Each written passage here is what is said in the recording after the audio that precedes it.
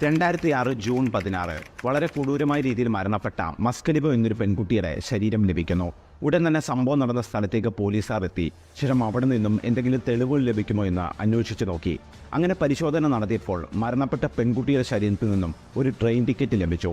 ശേഷം ആ ടിക്കറ്റ് പരിശോധിച്ചപ്പോൾ ആ ടിക്കറ്റ് എടുത്തിട്ടുള്ള സ്റ്റേഷൻ ഏതാണെന്ന് പോലീസുകാർക്ക് മനസ്സിലായി.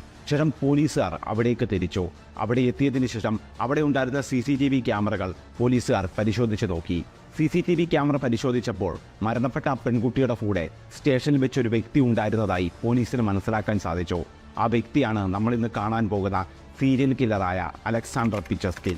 ഇയാളെ റഷ്യയിലെ വളരെ കൊടൂരമായ സീരിയൽ കില്ലർ എന്ന് തന്നെ വിശേഷിപ്പിക്കാം. പലരും ഇയാളെ ചെസ് ബോർഡ് കില്ലർ എന്നാണ് വിളിക്കുന്നത്.